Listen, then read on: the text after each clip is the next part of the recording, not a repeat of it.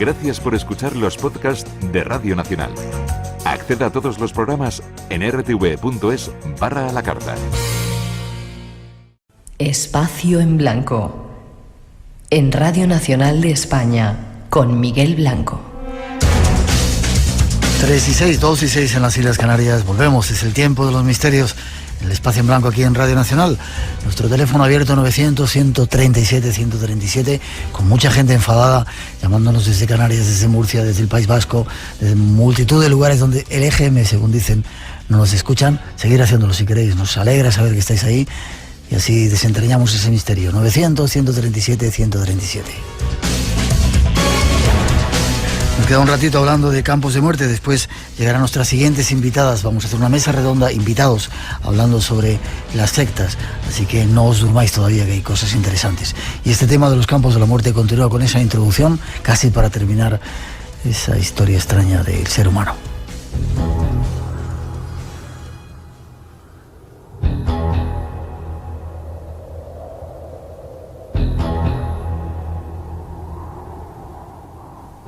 Otro de los aspectos horribles de los humanos sobre sus semejantes han sido los experimentos realizados en el último siglo.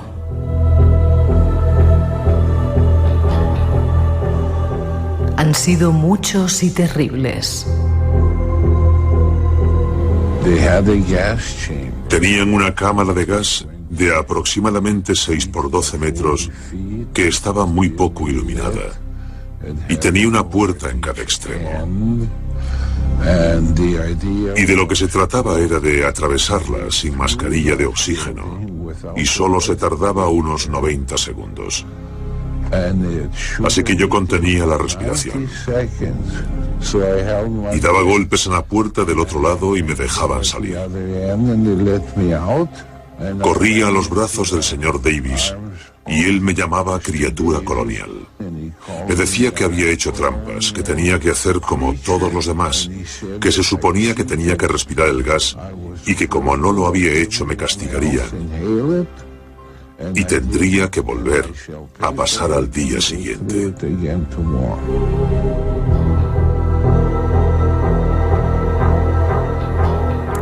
Este es un testimonio de uno de esos experimentos. Hubo muchos más. Conozcámoslos. Teníamos esa voz de ese ancianito pobrecito que había pasado por uno de esos experimentos, y decíais antes que lo hacían, o sea, no se condenaban porque era una forma de investigar sobre, sobre algo que no se podía hacer. Investigación. Se condenaron los que se hicieron en Alemania, no se condenaron los que se hicieron en Japón, como ha explicado antes Carlos, por lo que hemos dicho, ¿no? Porque se utilizaron. En el tema de la investigación, de los experimentos, hay que distinguir el por qué se hacía y para qué. Aunque pueda parecer aberrante, realmente había gente que creía que era una manera de avanzar en la investigación científica, por supuesto del lado del mal, pero era lo que pensaban claramente. Había como dos tipologías, las investigaciones tanto japonesas como alemanas que se hacían para intentar verificar elementos que afectaban a lo que era el desarrollo de la guerra, así claramente. Por ejemplo, resistencia a los gases, resistencia, al fuego, al frío, al calor, a las temperaturas, es decir, variaciones y resistencia, por ejemplo, a la metralla, efectos de los explosivos. Por ejemplo, se probaba, tú pues como si cogías un prisionero en campo de concentración y le hacías detonar una granada para ver cómo quedaba el cuerpo, qué lesiones producía. Sí, lo metías en agua helada para ver qué pasaba si un piloto se caía en el Mar del Norte. Claro. Ese tipo de cosas. Esas cuestiones que eran investigaciones de carácter militar, con lo que luego eran investigaciones de carácter médico general. O sea, es decir, como por ejemplo reponer miembros amputados, como intentar verificar, qué ocurría con los gemelos, si tenías actuaciones sobre ellos iguales o diferentes. Entonces, este tipo de investigaciones que se hacían sobre seres humanos vivos a los que ni siquiera se anestesiaba, pues claro, lo que te permitían era avanzar con cobayas humanas.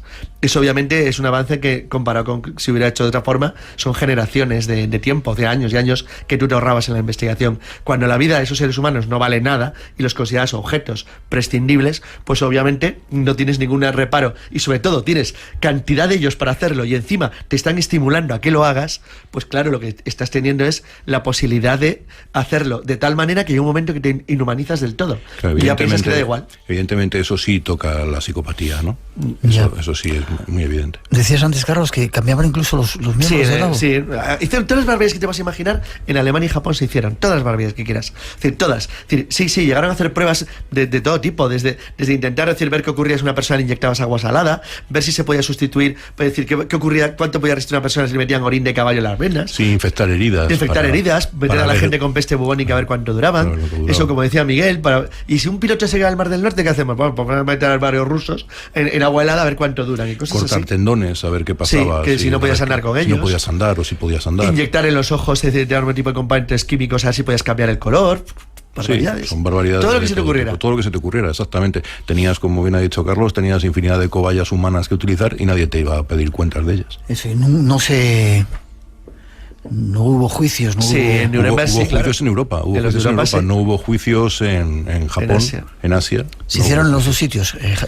A ver, en Rusia, en Yavaros, en la provincia del Pacífico, hizo un juicio contra algunos de los elementos de las personas capturadas en el escapamiento, en el batallón 731, pero no llegó a gran cosa. De hecho, los trasladaron a una especie de planta en Siberia para conocer bien su trabajo. O sea, no les dejaron experimentar, para seguir pero aprendieron. Y en el caso norteamericano es que directamente les dieron inmunidad a cambio de que les dieran información sobre unos se lo llevaron a Estados Unidos y otros los dejaron en Japón. Claro, pero el objetivo era no procesarlos a cambio que dieran toda la información posible sobre los resultados que habían obtenido. Sí, el coronel del 730 se quedó perfectamente en Japón. Siguió trabajando. Colaboró con los departamentos de investigación americana de Fort Detrick, que eran los que trabajaban en guerra biológica y química, y sin ningún problema. Pero nunca ha salido de Japón, ¿eh? Él nunca salió de Japón. Él siguió viviendo en Japón. Murió tranquilamente. Ni siquiera dice fue que se convirtió Unidos. al cristianismo, pero bueno, no parece que se arrepintiera ninguno. Eso dice su hija. Sí, claro, exacto. Para luego decir que era bueno. No parece que se arrepintiera ninguno. ¿Y los centros donde se hicieron? Alemania y Japón, básicamente. Sí, claro, son básicamente Japón, ellos. Claro. Todos los demás tuvieron campos de concentración, pero este tipo de experimentación médica con cobayas humanas es básicamente japonés. No sé si no contamos la experimentación médica en Rusia. Vamos a daros algunos datos más. Nos habéis pedido que repitiéramos la información de ese Congreso Internacional del Misterio que se va a celebrar en Las Palmas de Gran Canaria. Vamos hasta allí a hablar con Ulises Acosta, uno de sus organizadores. Buenas noches, don Ulises. Buenas noches, Miguel, ¿cómo estás? Muy bien, ¿y tú? Muy bien. Lugar, nos dicen dónde va a ser el Congreso, ¿en qué lugar? El Congreso es en Las Palmas de Gran Canaria, en el SICA, los días 4 SICA. SICA. Sí, es un centro de actividades, es una especie de anfiteatro. Muy conocido, ¿no? Sí, es bastante conocido. Vale, SICA, 4 y 5 de junio. 4 y 5 de junio empezamos el 3 con la Cena del Misterio, como siempre hacemos, en la noche anterior, y al 4 empezamos con las ponencias. Vale. Sitio para donde la gente pueda reservar su pase para entrar, porque hay mucha expectación de nuevo este año en este congreso. Sí, Miguel, hay tanta expectación que apenas quedan 30 entradas en la planta baja. ¿Qué me dices, Sí, estamos alrededor de 36 plazas exactamente son las que quedan ahora mismo en la planta baja. Vale. Ya después tendrá que ser en la planta alta. La mejor forma de reservarla a través de la página web, que es www.congresointernacionaldelmisterio.es. www.congresointernacionaldelmisterio.es. Correcto. Ahí se entra y se puede ver incluso la localidad que quedan libres, ¿no? Exacto, es su localidad, están todos los ponentes. Conocido como la Puerta del Cielo. El mayor suicidio masivo de América. Encontrábamos muertos en cada habitación. Para nosotros se trató de un suicidio y 38 asesinatos.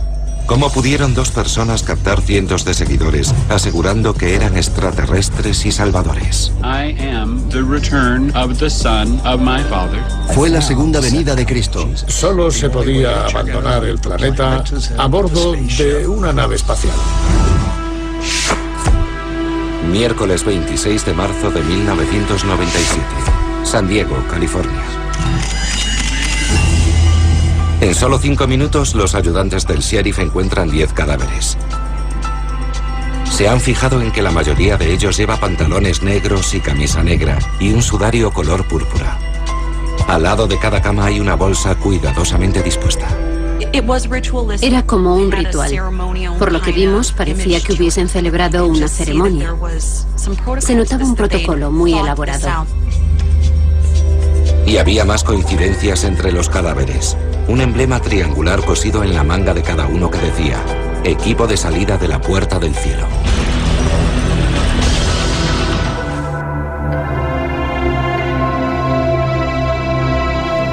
Es un ejemplo de los peligros de las sectas. Últimamente no se habla mucho de ellas. Parece que han desaparecido, pero el peligro sigue ahí. Esta noche, en compañía de expertos, hablaremos de ello.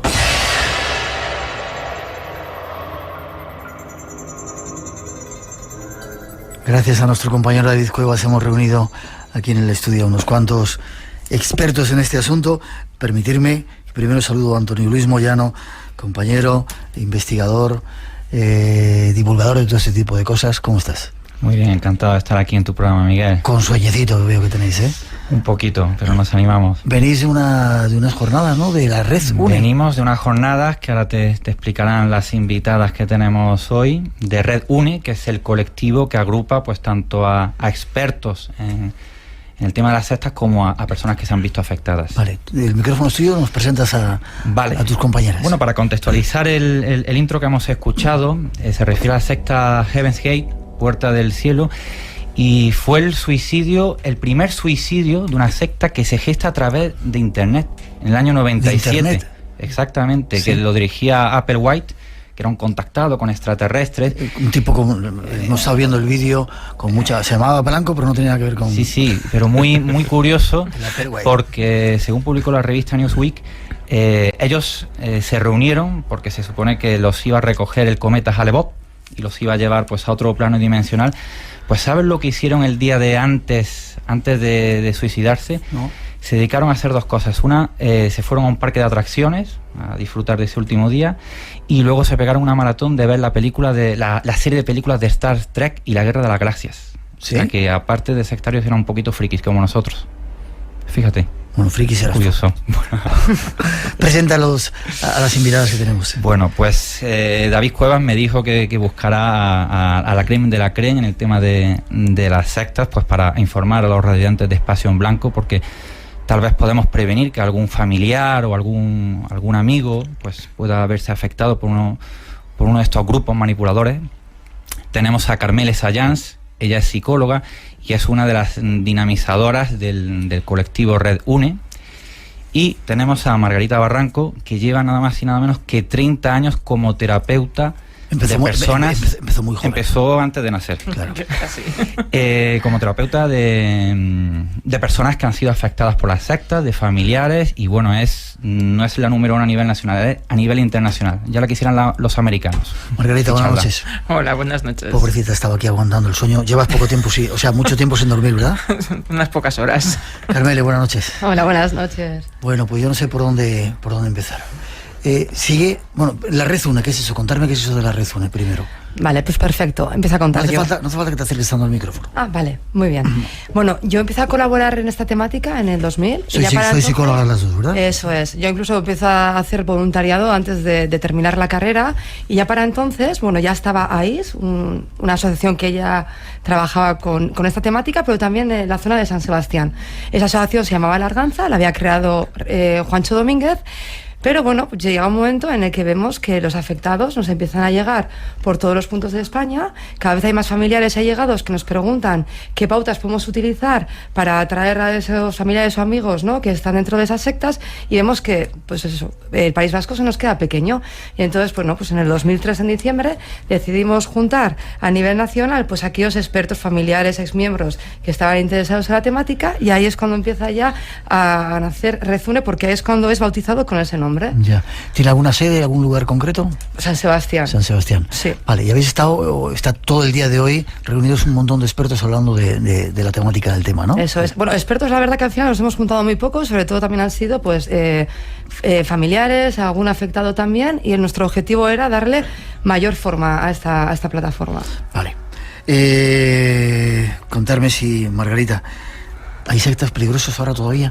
Os decía antes, mientras preparábamos, que parece que no se escucha tanto, aunque ha habido un programa de documentos hablando de ello, pero no sale tanto como antes, que había que estar, no sé, más atento, o sectas Bueno, yo diría que quizá el problema es que cuando salen en los medios de comunicación es cuando ha pasado algo, cuando algo ha ocurrido, algo grave, ha habido pues eso, muertes, ha habido alguna situación muy crítica, entonces es cuando los medios de comunicación se lanzan a publicarlo a capa y espada. Cuando eso no ocurre, pues como que... No pasa nada. No pasa nada, pues porque hay otros temas que son, bueno, digamos, más importantes, ¿no? Pero los grupos siguen funcionando igual, o sea, vamos a ver, y seguirán funcionando igual. Un poco lo que yo explicaba, por ejemplo, en las jornadas estas, ¿no? Que van por olas, ¿vale? Hay momentos en que bajan cuando los medios de comunicación hacen mucho hincapié en estos grupos, y cuando ya los medios se calman y no hablan, pues vuelven a surgir y vuelven a salir otra vez a la palestra, ¿no? De alguna forma. Vale. ¿Podéis dar no sé si será fácil, una relación de grupos que sean considerados sectas peligrosas y aclarar qué es eso de sectas peligrosas? A ver, estamos hablando de sectas peligrosas o sectas destructivas o sectas coercitivas, ¿no? Lo digo porque una cosa es lo que es la palabra secta, que no es peyorativa, ¿vale? Y otra cosa es cuando ya hablamos de grupos que son totalitarios, que son grupos que se presentan de muy diversas formas, a niveles religiosos, culturales, políticos, deportivos. Incluso un mismo grupo puede tener 4 o 5 ramas que entran y tocan ámbitos diferentes, que lo que pretenden es que, evidentemente, el líder lo que pretende es el poder en el más amplio sentido, a nivel económico, a nivel de tener un conjunto de personas que pueden hacer con ellas lo que quieren, cuando quieren. Siempre poder sobre los demás. Siempre es el poder sobre los demás, ¿vale? Es decir, es el objetivo, y utilizan las técnicas de manipulación psicológica para conseguir cambios de esos adeptos y que esos adeptos estén dependientes del grupo. Vale, déjame que del teléfono 900-137-137, si hay alguien que nos esté escuchando que tenga algún tipo de problema o quiera preguntar algo, ahí estamos abiertos a ello. ¿Se pueden dar nombres las que están consideradas como sectas destructivas? Incluso hay grupos de la policía que los tienen muy... A ver, hay nombres y de hecho hay listados que están publicados desde Francia en un momento determinado, Bélgica, se publicaron los estudios que se hicieron con los grupos que estaban considerados sectarios, se pueden encontrar en internet, muchos de estas agrupaciones, no sé, quizá por tocar ámbitos diferentes te diría... Pues tenemos desde los Testigos de Jehová, que aunque mucha gente lo considera una religión, no es una religión, ¿no? ¿Vale? ¿No? Se los van a enfadar con esto que dices. Se van a enfadar todos los grupos, porque todos automáticamente se identifican con que ellos no son grupos de manipulación psicológica, que ellos nunca manipulan, ¿vale? Pero hay documentos más que suficiente que demuestran todo este tipo de funcionamientos, ¿vale? Entonces, digamos el nombre que digamos, todos se van a sentir ofendidos, todos se van a sentir mal, pero cuando hablamos es porque hay documentación que nos avala, si no, evidentemente no hablaríamos. ¿Está comprobado que es un grupo coercitivo? Sí. Vale. Sí. A nivel internacional, además, ¿eh? Sí. No es a nivel de España. Sí, dime, si querés. No, yo cada vez que estoy en los medios siempre también aprovecho cuando dais la oportunidad de hablar de sectas, y es que últimamente también estamos utilizando los medios pues para sensibilizar, que también está sobre todo muy presente en la zona de San Sebastián, las 12 tribus, que es una comuna que tiene a menores que no están escolarizados, y por lo que dicen los miembros que salen de allí, les agreden, no pueden jugar, trabajan desde que tienen 2 años adecuándose a las habilidades que tiene, y ahí andamos luchando, porque aunque en Alemania se ha decretado el desamparo de 40 menores, y eso que el sistema de protección infantil, por ejemplo en Guipúzcoa, es muy puntero, pero es que ahí tenemos las comunidades con esos críos ahí dentro. 3:30, 2:30 en las Islas Canarias. Espacio en Blanco. Tu cita con el misterio en Radio Nacional. Hablando esta noche de sectas, esos grupos coercitivos que a veces llegan a ser peligrosos para los seres humanos. En un momentito hablamos de cómo se utilizan estos temas o cómo utilizan estos temas. Siempre se escoge, o qué gente va a las sectas. Es curioso porque hemos hecho muchas veces programas con Pepe Rodríguez, también de Barcelona Catalán, y parece que cogen a la gente con más ganas de hacer algo, de ser buenos, más idealistas, ¿no?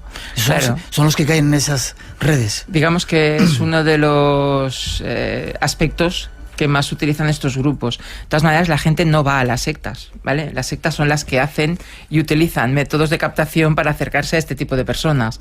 Personas que tienen ganas de ayudar a los demás, personas que se encuentran en momentos críticos, que se encuentran solos, que se encuentran con una autoestima baja, que están pasando por situaciones pues desde no tener trabajo a pues problemas familiares, no saber qué hacer con su vida, etcétera, etcétera. Son personas que evidentemente tienen un perfil donde los grupos sectarios tienen ahí, campana a sus anchas, con toda la tranquilidad del mundo, ¿no? Yeah. ¿La policía está haciendo algo para controlarles? Hombre, claro, hacen lo que pueden y hasta donde pueden y como pueden, pero evidentemente se encuentran muchas veces con la dificultad de que si no hay denuncias, a la policía le cuesta mucho moverse, ¿vale? Pero aún así todo, la policía se mueve, y la policía investiga y bueno, ahí está. Por lo que decimos, la mayoría de los grupos no son grupos que única y exclusivamente trabajan en España, es que trabajan en España y trabajan en el resto del mundo, con lo cual la información nos llega de todos los países, igual que la de aquí llega a todos los países, ¿vale? Precisamente por eso, porque son grupos que el funcionamiento que tienen afecta a todas las personas en todos los lugares. ¿En qué ámbito se mueven estos grupos? Me refiero religiosos, has nombrado un grupo de ellos, OVNIs, Nueva Era. Sí, también. Sí. A ver, los grupos utilizan lo que saben que la gente va a estar atenta, y lo que utilizan es lo que existe, y a partir de ahí, ¿vale?, introducen su propia cosecha. Yo digo que hacen como su cóctel, lo lanzan al mercado y evidentemente la gente acaba picando de esas situaciones, ¿vale? ¿Por qué? Porque les plantean cosas que son ciertas, que están demostradas, que son válidas, con cosas de cosecha propia, todo eso lo junto, y claro, cuando van allí es, pues esto sí, vale, esto no, da igual, yo no lo miro, si esto vale, lo demás también vale, todo es válido. El fin justifica los medios, y eso no es cierto. El fin no justifica los medios. Como veíamos en esa introducción, hay algunos de estos grupos que han acabado con suicidios o con muertes de sus integrantes, ¿no? Sí, el tema de los suicidios paradigmático fue el caso de la secta Templo del Pueblo, del reverendo Jim Jones, en el año 78, en Guayana, donde ahí sabes que murieron 900 personas. Luego, en la década de los 90, fue una década especialmente sangrienta, porque se produjeron muchos suicidios colectivos. Empieza en el año 93 con los davidianos, David Koresh, en Texas. Luego, posteriormente, en el 97, la de Heaven's Gate, que se ha mencionado en la introducción. Luego, en el año 94, y creo recordar que también en el 97... la Orden del Templo Solar en Suiza y en Canadá, liderada por Joseph Di Mambro. ¿Y en Canarias también llegó, no? Sí. En Canarias había una conexión, creo que había un adepto que era peluquero de allí de Canarias y que pertenecía a esta orden. Luego se la quiso vincular la Orden del Templo Solar con la secta de Hatfield Cow, también a finales de los 90, que parece ser que iba a gestar un suicidio colectivo.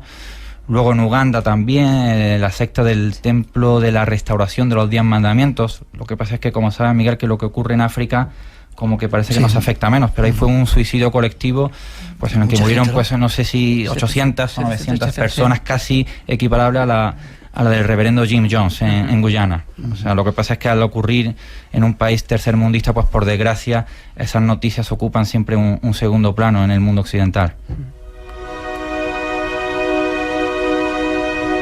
Es decir, Carmele, Margarita, hay muchos grupos todavía en España actuando.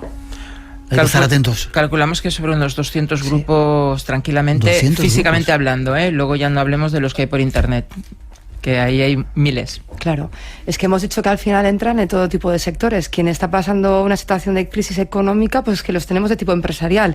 Quien en el sistema educativo no se ve identificado, pues es que los tenemos también. Es que al final, como abarcan tantísimo, desde las psicoterapias, etcétera, pues es que nos encontramos con cifras tan elevadas que incluso hasta podrían ser más. Me has dejado preocupado con eso de los testigos de Jehová. ¿Hay pruebas sobre ello? Hay muchísimas pruebas, ya hay escritos, ya hay denuncias, ya hay todo lo que tú quieras. Sí. Vale. Se están utilizando, vamos a nuestro terreno, se está utilizando esto de el esoterismo, las magias, las no sé qué, para crear redes en las cuales pueda caer la gente y aprovecharse de ellos. Sí. Sí. Sí, rotundo, además. Sí, claramente. Es uno de los ámbitos donde, evidentemente, muchos grupos utilizan tema, como decías antes, de los ovnis, extraterrestres, temas esotéricos, temas gnósticos. El tema de la conspiración, es que lo que estábamos comentando hoy en la reunión era que nosotros, para poder funcionar bien, necesitamos una estabilidad mental. Y estabilidad mental significa estar en un mundo comprensible, predecible, y vivimos en un mundo que verdaderamente vemos injusticias pues lo que es toda la vida cotidiana. Entonces, mientras que haya eso, damos cobertura. Yeah. Vamos al campo de la ayahuasca, que era un tema que creo que ha salido bastante en la reunión que habéis tenido. Ayahuasca es una planta de poder, ¿verdad? Exactamente, sí. Lo que a mí me ha sorprendido... Que se está utilizando... Yo te tengo que decir que, bueno, estoy un poquito desactualizado con el tema de las sectas. Entonces, pues bueno, pues de vez en cuando, pues para pedir que me actualicen datos, pues consulto a Carmele o a Margarita, ¿no? Y aquí en la reunión de Red UNE, pues lo que me ha sorprendido es el tema de la ayahuasca, que como saben nuestros radioyentes, es una planta de poder, un enteógeno que se utiliza sobre todo en el Amazonas. Lo utilizan los chamanes de las tribus, pues como una especie de resorte que permite pues ese despertar de conciencia. El problema está en cuando la ayahuasca se saca de su contexto tradicional, que es el de los chamanes, y se instrumentaliza dentro de estos grupos coercitivos, donde, como ha explicado muy bien Margarita, hay un líder que quiere ejercer el poder sobre los demás. Entonces, hablando un poquito en plata para que nuestros radioantes nos sigan, bajo el chute de la ayahuasca, bueno, que es una sustancia que se ingiere, pues la persona está mucho más vulnerable y donde está más al arbitrio de que las riendas de su personalidad pues sean manipuladas por el líder. Y eso ahora mismo pues está en auge en España. Hay muchos grupos que están utilizando la ayahuasca, ya digo, descontextualizándola de su ámbito chamánico, pues para manipular a las personas. Incluso hay indicios de que se podrían estar utilizando la ayahuasca con menores. Sí. Hay indicios. Espera, luego te dejo hablar, David, que está ahí calladito, David Cuevas. No nos queda mucho más tiempo. Supongamos que estamos ya metidos en esa trampa. ¿Se puede salir de las sectas? Sí se puede salir, ¿vale? Y yo creo que eso, por eso estamos luchando, llevamos tantos años, porque se consigue salir, ¿vale? No es de por vida, y por eso las sectas y los grupos sectarios y destructivos luchan tanto y están tan encima, porque saben que tienen puntos de vulnerabilidad que son los que pueden hacer que una persona se dé cuenta de que lo que le han prometido, lo que le han dicho, lo que no se está cumpliendo, y por lo tanto y pueden salir y la gente se recupera, ¿vale? Y cuando digo se recupera, quiere decir que esa persona vuelve a ser una persona, digamos, normal, para que nos entendamos, con sus más y con sus menos, puede hacer su vida, puede tomar decisiones, puede volver a pensar y volver a razonar por sí mismo, que eso es lo más importante. Este tipo de grupos lo que hace es que tú no razones, no pienses, no decidas, sino que hagas lo que el líder dice que tienes que hacer. Ya. David. Sí. Bueno, fíjate que Antonio Luis Moyano... no te he dicho nada. Buenas noches. Antonio Luis Moyano comentaba un dato que a mí me ha resultado estremecedor. Él hablaba de menores que consumían ayahuasca en España. Lo que no ha citado es que tenemos un caso contrastado de un menor de 5 años, que a mí me ha resultado muy curioso. Para mí ha sido una experiencia bastante reveladora, no solamente el hecho de poder pues hablar cara a cara con los expertos en una problemática realmente brutal y muy desconocida a día de hoy, que como bien decíais en la introducción, parecía prácticamente desaparecida. Vemos que no lo es, sino que incluso se ha incentivado aún más gracias a pues asuntos relacionados con crisis económica y desgracias varias, que por desgracia pues son cada vez más, visto lo visto, ¿no? En los últimos años más crecientes, sino también no solamente hablar con los expertos, sino también con personas que nos han contado historias humanas realmente brutales. Personas que han formado parte de estos grupos, que gracias a organizaciones como Retune, en este caso, han podido salir de ahí, y que contaban, te doy 3 apuntes muy rápidos, ¿no? Uno concretamente lo que comentábamos de la ayahuasca. Otro, el hecho de que utilizan en ocasiones, por ejemplo, para que la gente vea que los grupos que están utilizando precisamente esta dinámica de manipulación psicológica, los hay como, por ejemplo, los que se dedican a terapias de parejas. Si ya no hablamos de grupos, digamos, más arquetípicos, ¿no? De lo que tenemos en la cabeza de forma peyorativa como secta, sino de cosas absolutamente cotidianas, e incluso he podido recoger 2 casos que atestiguan como una secta bastante destructiva que empezó en Barcelona y ahí se ha ido extendiendo por toda España, está controlada nada más y nada menos que por la universidad, y de hecho las 2 personas se afiliaron sin saber que era evidentemente una secta, se dieron cuenta después, porque su profesor, que luego terminó siendo un catedrático, era nada más y nada menos, Miguel, que el líder de la secta.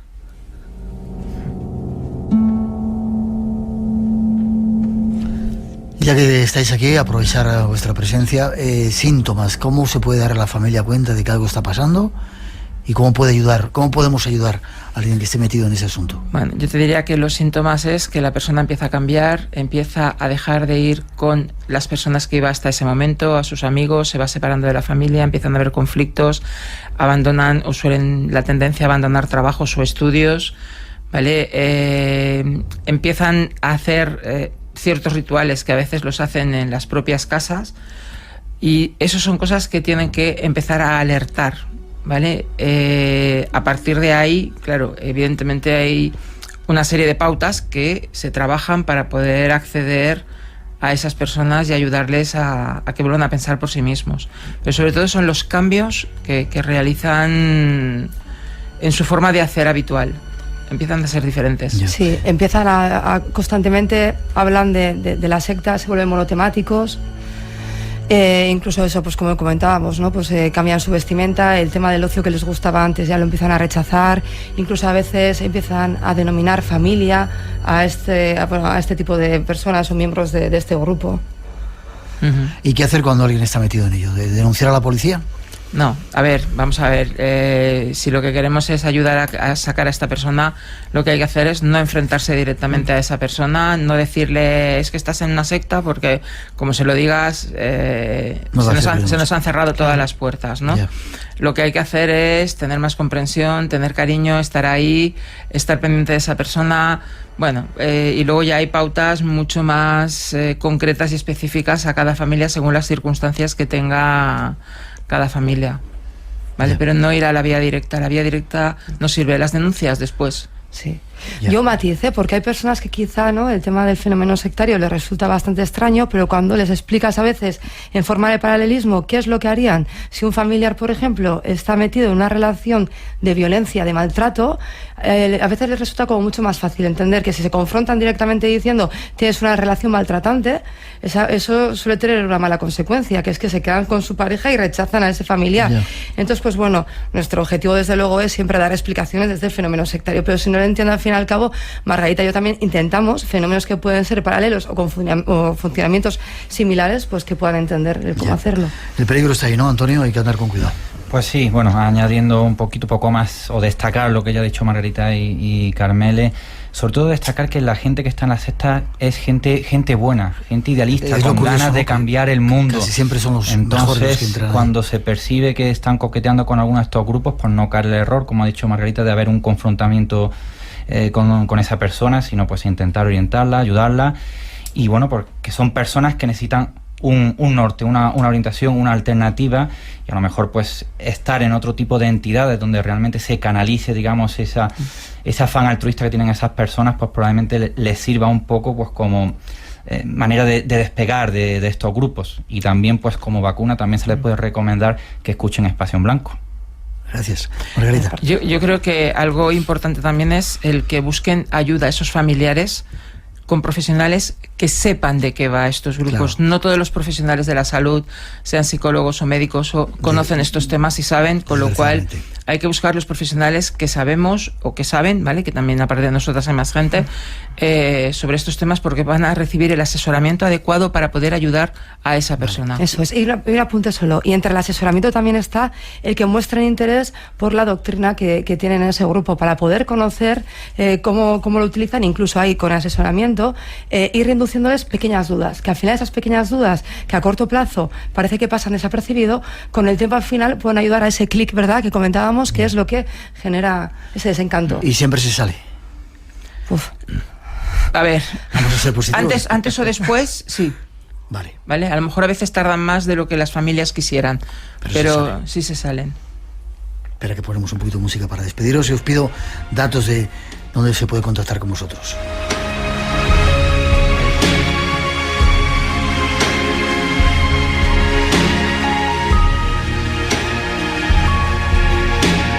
Carmele, que te voy hablando, forma de contacto. Si hay alguien que quiere conectar con vosotros, hay una red UNE.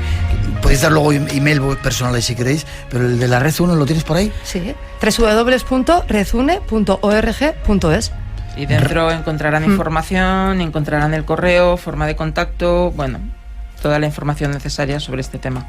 Gracias por haber estado con nosotros, Margarita. Gracias a vosotros. Gracias. Ha sido un placer que hayas estado en el programa. Gracias, David, por traernos este tema. Nada, a vosotros, es importante. 3:46. Hemos intentado abrir. Si nos vienen golpes, que nos van a venir seguramente, te los paso a ti, de ese grupo que has dicho. Ningún problema. Sí, ¿vale? Fíjate, Miguel, una reflexión con la que yo me quedaría, que da casi que un hueco 180 grados, digamos, a ese sistema peyorativo de la palabra secta.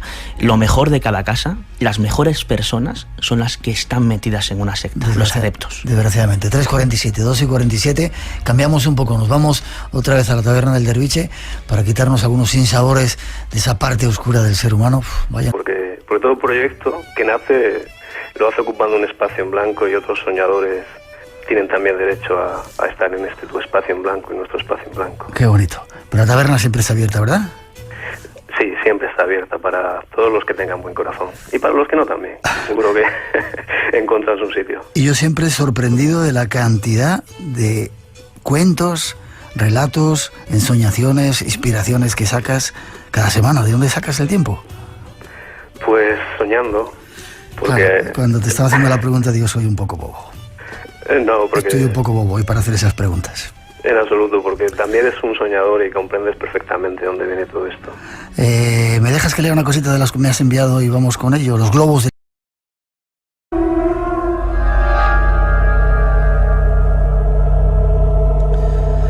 Los globos del alma se llamaba este relato, ¿verdad, Manuel? Los globos del alma. ¿Cuántas veces nos agarramos a las personas, verdad, para no dejarlas que huelen? Sabes, mi maestro era Aldin Rumi, que ojalá podamos algún día visitar juntos su tumba en Turquía. Si Dios quiere. Él decía que primero fuimos ángeles, luego plantas, después fuimos animales y ahora somos seres humanos, pero dentro de poco, si conseguimos superar todas las pruebas, tendremos que seguir nuestro camino hacia los reinos angelicales, porque un cuerpo cósmico necesita una conciencia cósmica. Y él se preguntaba también, ¿cómo la muerte puede ser el final de algo que no tiene principio? Hermanito, ¿cuántas veces en infinitas vidas nos habremos encontrado y cuántas veces nos habremos dicho adiós? ¿Cuántas veces habremos caminado juntos de la mano y cuántas otras nos habremos cruzado sin reconocernos? Ahora estamos aquí, en este pequeño planeta azul, y creo que eso es maravilloso. Yo no sé dónde estaremos. Derviche. Pues a través de el email del programa, espacioenblanco@rtv.es, la página de Face del Espacio en Blanco, y de forma particular, bueno, nuestra página también, Face de la Taberna del Derviche, o tú sabes, el libro de ediciones Sidonia, 50 cuentos universales para sanar tu vida, que ahí es donde dejo también un poco parte de mi alma. Gracias por hacerlo y compartirlo aquí también con nosotros. Gracias a ti, hermanito, que Dios te bendiga. Igualmente. Los últimos minutos del programa nos sirven para saludar a nuestra compañera Rosa Rodríguez y para ver cómo están las redes. Buenas noches, Rosa. Hola, buenas noches, Miguel. ¿Qué tal las llamadas y las redes? Las llamadas, los teléfonos no han dejado de sonar hasta prácticamente hace unos minutos. Pedimos disculpas que no siempre podemos atenderlos a todos, tenemos aluvión de llamadas. Así es, tenemos 4 líneas, han estado saturadas toda la noche y sobre todo porque ha llamado mucha gente queriendo dejar constancia que desde su comunidad autónoma o desde su localidad en concreto sí que se escuchaba el programa. Nos han llamado de Gran Canaria, Barcelona, Pamplona, Castellón, Galicia, Bilbao, Zaragoza, Murcia. Es imposible contártelo desde los 4 puntos cardinales. Sí, sí. ¿Ganadores del concurso? María Luisa Fidalgo de Zaragoza, Guillermo Oro Madrid, Jorge Jesús Jiménez Cáceres, Nacho Valero Castellón y María Dolores Márquez de Cádiz. Darle gracias a todos los que nos han llamado. Sabemos que nos escucháis en muchos más sitios, que eso del EGM es una extraña historia. Nos seguimos viendo la semana que viene. Hasta entonces. Gracias.